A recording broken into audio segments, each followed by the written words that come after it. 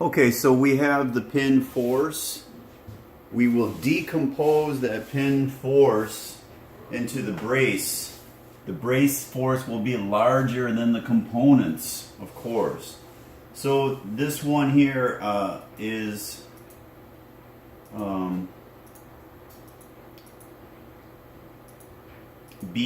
for me, this would be the east-west force of the pin. So that would be this vector here multiplied by the force scale. And then the north-south component of the pin would be this one here. So F pin north-south is length of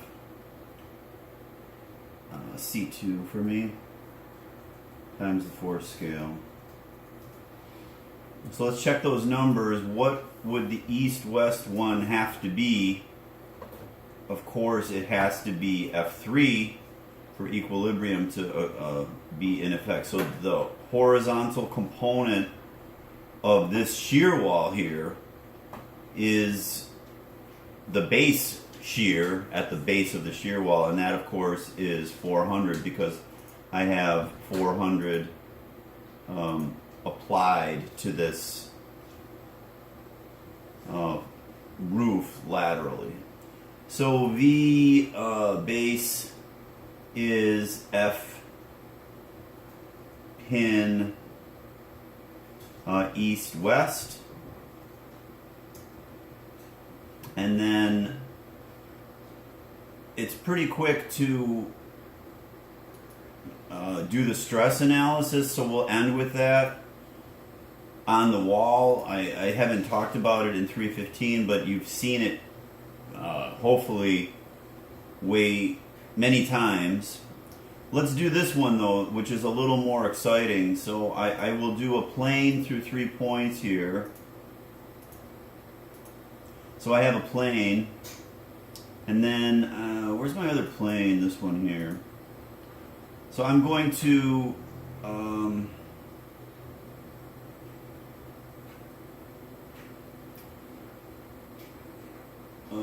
what am I going to do? I don't know what I'm going to do. I'm going to put a dot here. Doesn't really matter where, but that's a nice spot to put it on. And then I will draw a line parallel to the diagonal brace through that dot. And now the nice thing about it is that that's the 2D projection of the diagonal brace on the west wall.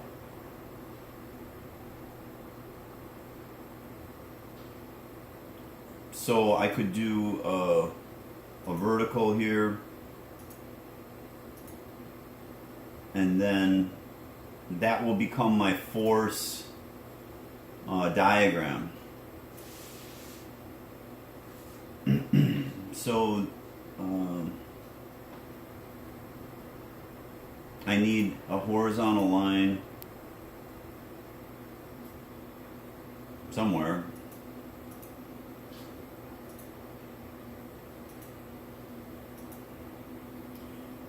So the starting point of this is going to be F pin north-south, because that will be the horizontal length of this triangle. So all I'm doing is decomposing a hypotenuse into two legs, actually into one leg. All I really need is the north-south here. So I'll just do the sphere since we're comfortable with that already, and that will be F pin north-south over the force scale. And then I need this dot here.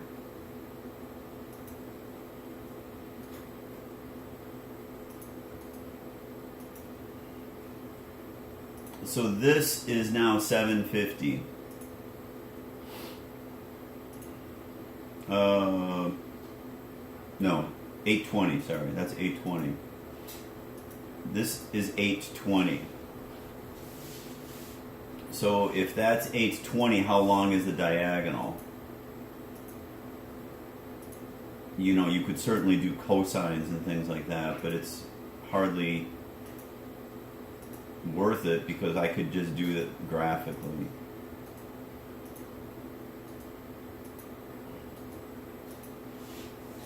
So what I've done now is I've taken the pin force in the north-south direction and I've composed it into the diagonal force, or I've taken the diagonal force and I've decomposed it into the pin force, either way. So let's say F diagonal west, diag west is the length of this vector,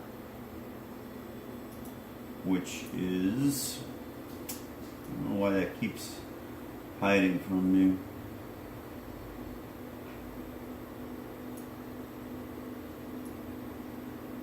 It's, all right, hang on. Yeah. So this is V3 for me, okay? Okay, so F diagonal west is length of V3 times the force scale.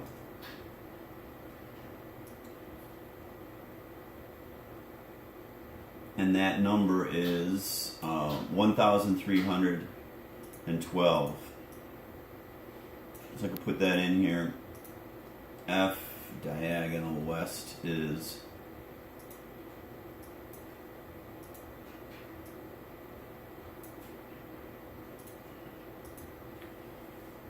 okay, so that is the force. Then you could size this. If it's concrete, you could size it. If it's timber, you could size it. If it's steel, you could size this diagonal. And it's just going to be the force divided by the area is your stress. So you have an axial stress. We've got no bending in here for now. If it's a frame, you're going to have some bending in there. So the two-story one will have some bending. But the braced frame, the definition of it is pinned pin. So they are axial only. All right, last thing is just the shear wall stress here. So base shear is V base, what I call, and that is the east-west part of the pin. It's this force here, this east-west one. I hope you remember the shear stress formula for a rectangle. Tau is the Greek letter for shear stress. It's kind of an ugly looking tau. Oh well. Tau is equal to 3/2 V over A. So you can solve for the cross-sectional area of this shear wall. The stresses are going to be really, really low. So don't be shocked if you get 20, 30 psi, 50 psi, something like ridiculous like that. A more interesting analysis is to look at this shear wall now and do the tie-down forces on that.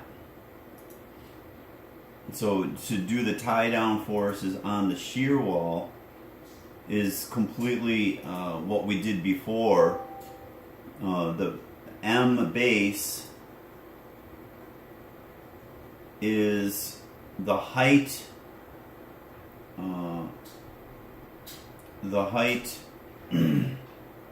of the wall, which is, I've lost track of how tall this is. Is it 5 meters? Yeah.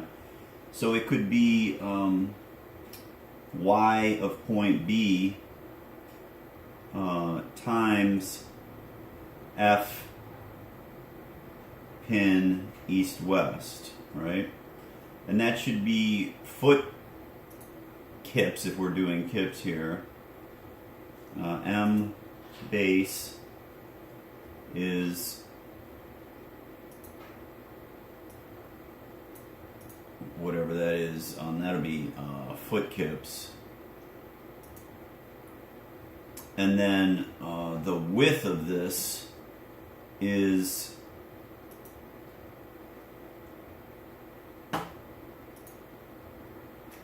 what creates that TC couple.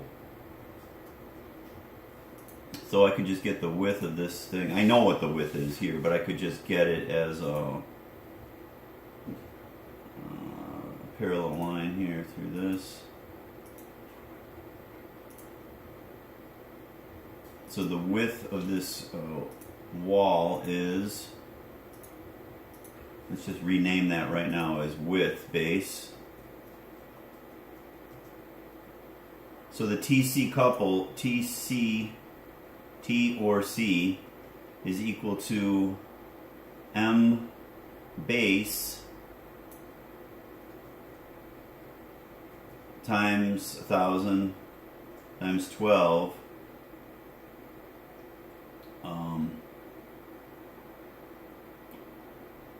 over the width base. That doesn't look right. Maybe I did kips here.